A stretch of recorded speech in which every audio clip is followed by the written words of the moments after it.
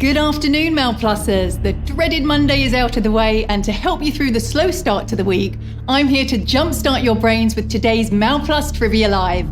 I'm Melissa Hartzell, and if you are a returning Malplusser already familiar with the format, or you've decided to play for the first time ever today, a big welcome to this afternoon's quiz, where every weekday we're offering you the chance to win up to £1,000.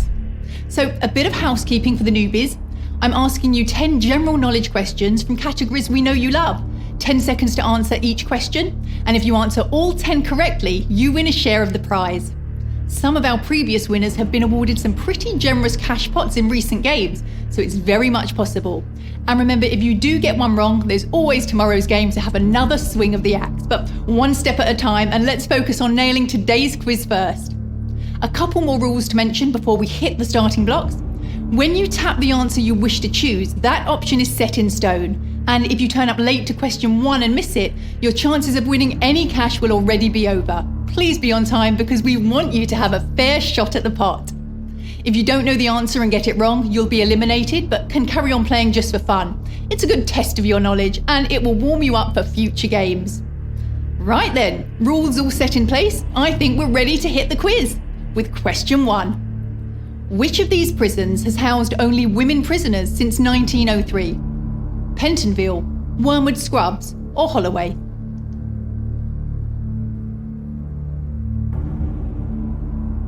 The prison was opened in 1852 as a mixed-sex prison, used to imprison suffragettes, including prevalent activist Emmeline Pankhurst, who was responsible for the suffragette movement and helping the women's right to vote. The prison is called Holloway Prison. Other noteworthy inmates included Oscar Wilde before it was female only.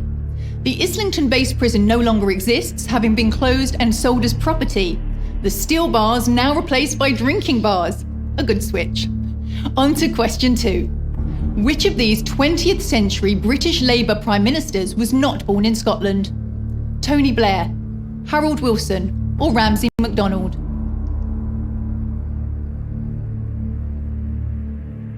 Amongst some of our other Scottish Prime Ministers are Gordon Brown, Arthur Balfour and Lord Bute. Tony Blair was born in Edinburgh, and Ramsay MacDonald, Prime Minister in 1929, was born in the Scottish town of Lossiemouth. Harold Wilson was born in Huddersfield. A very academic man, Harold Wilson became one of the youngest Oxford professors of the century at the age of just 21, teaching economic history at New College, teaching students older than he was. Moving straight on to question 3. Which country did the word jeans originate from? America, France, or Italy?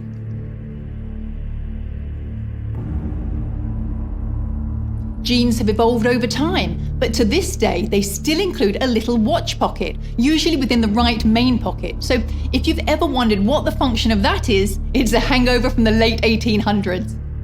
Jeans are named after the city of Genoa in Italy, a place that was famous for their cotton corduroy, and the French word for Genoa is jeans. A man by the name of Jacob W. Davis, a tailor from Nevada who made functional items such as tents and wagon covers, had a request from a customer who ordered a pair of sturdy trousers that could withstand hard labour. He made them from denim that he brought from Levi Strauss & Co. Then he gave them pockets and flies. He wanted to patent them, so wrote to Levi Strauss. They became partners, opening a bigger factory, and the rest is history. So let's see how we're doing. A third down now. 880 of you knowing that right, but this was a hard one because 588 of you thought it was America, and 875 of you thinking it was France. Whew, that was a toughie, but well done to Daphne, Peter 30, Karen 1, and Lalana. Clearly you have no issues whatsoever and you're feeling sharp today. Let's see if you've started as you mean to go on as we enter question 4. Which of these is not a species of bat native to Britain? Horseshoe bat, pipistrelle, or fruit bat?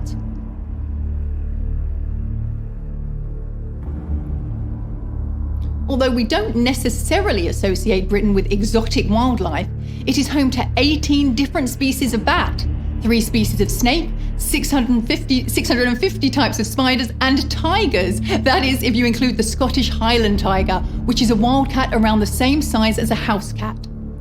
The fruit bat is not native to the UK. Labelled flying foxes, the Livingstone fruit bat has a wingspan of 1.5 metres and only found on the west coast of Madagascar. Named after the explorer David Livingstone, and if you've heard my co-host Beric's attempt at a Scottish accent, you'll know they're not related.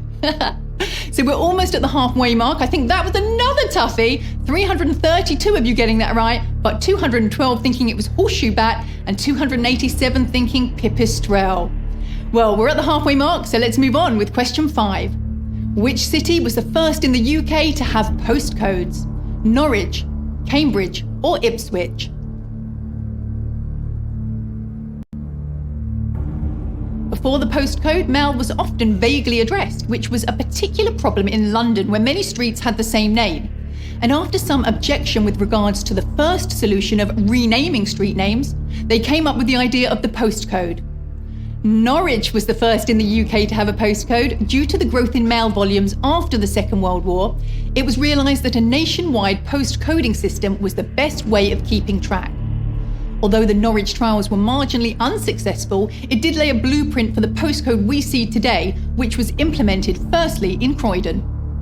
So we're halfway now and still got a decent amount of players with us. Perhaps we're not being tough enough with our questions. We had 288 players sailing through. Congratulations to Dazzle, Joshua 1, Sylvia and Trevor 2. Beware, it's about to step up a gear with question 6. Which of these London Underground stations is not on the Central Line? Chancery Lane, Regent's Park, or Marble Arch?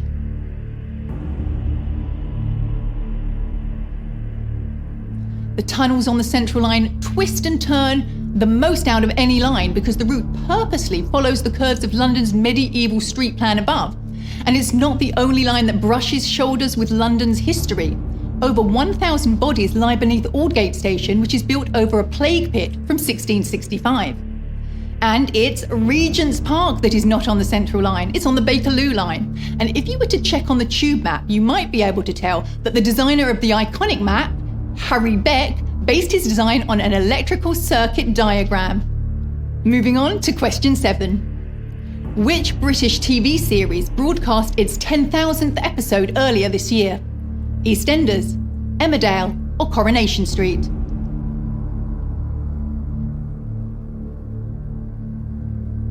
The term soap opera originated from the early days on radio when the shows would usually be sponsored by soap manufacturers. Starting in black and white, the first words ever spoken on the show were, now the next thing you've got to do is get a sign writer in, which was said by Elsie Lappin as she handed the corner shop over to Florrie Lindley. And now it's past the 10,000th episode. Of course, it's the longest running soap opera in the UK, Coronation Street. Corrie's most watched episode was back on Christmas Day 1987, when Hilda Ogden left the notorious Cobbles. And there are just over 11,000 Cobbles, by the way. A fan actually counted them. And this episode drew in 26.65 million viewers. So we're on to our final 3 questions. Well done to Sneaker, Raymond 0, Samu Shu and Patricia 23.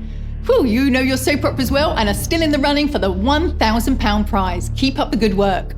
Here's question 8. Which of these fictional detectives was not created by P.D. James? Jonathan Creek, Cordelia Gray, or Adam Dalgleish?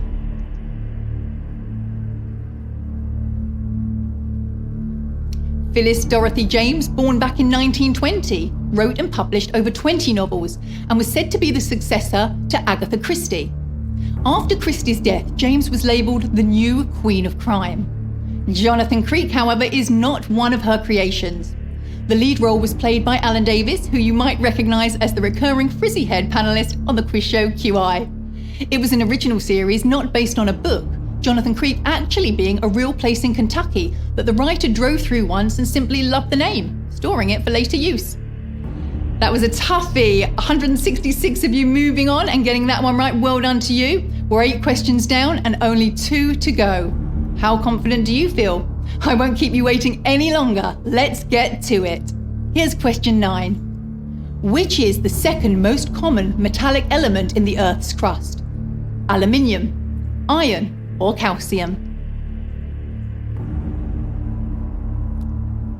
Other planets seem to have it so much better. Scientists predict that on Saturn and Jupiter, high-pressure lightning storms turn methane into carbon, which, as it falls, hardens into chunks of diamond, meaning on those planets there are diamond hailstorms.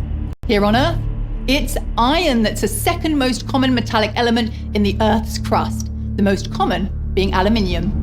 As well as in the crust, iron is also very abundant in our food, and if you grind up cereal and hold a magnet to it, you can actually see the iron filings build up on the magnet. So well done to Tony9, Dave67 and Sneaker. You've done well getting this far. We are down to the final question. Let's see if you've got what it takes. You're so close to walking away with a little more cash in your pockets, and what a great start to the week that will be. Right then, here we go. It's question 10. Which was the first supersonic commercial airliner? Concorde, Tupolev Tu-144, or Bell X-1?